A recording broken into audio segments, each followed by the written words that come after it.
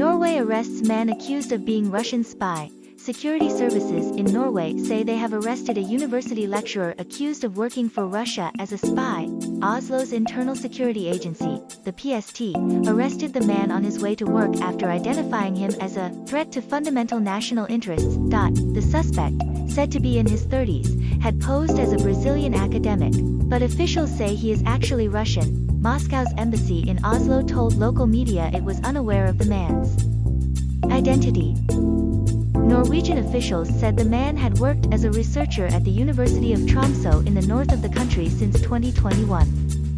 His lawyer told local media that he denies the allegations, but the PST's deputy chief, Hedvig Moe, told reporters that investigators had become concerned that the man may have acquired a network and information about Norway's policy in the north of the country.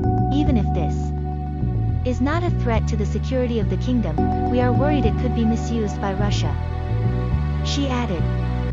She declined to say what had prompted the arrest, simply saying that it was the right point to stop the activity he was involved in. A court ordered that the man be held for 4 weeks, and a PST spokesperson told local media that the case is huge.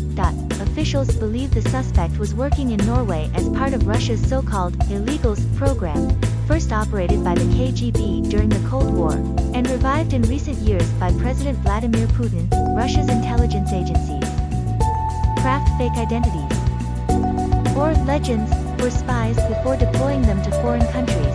Typically illegal agents are talent scouts recruiting agents for later, and preparing the ground for other spies to do traditional intelligence work, Ms. Moe said. It is a long-term project to have an illegal agent. It costs a lot of money. Major state actors only use them, and it is known Russia has used them in the past.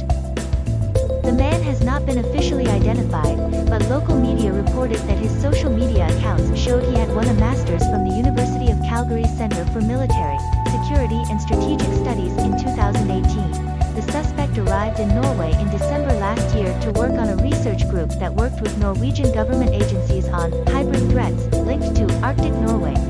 The group's head said the man was working as an unpaid researcher, which was unusual but not unprecedented. He first contacted me in autumn last year. We assessed him like we would other researchers. One of his references was a professor I knew very well, said Gunhild Hutchinson-Jorv, a professor of security studies at the University of Tromso. He was a really lovely guy, very good at his job, she said. We had no reason to suspect him of being anything else than what he said he was.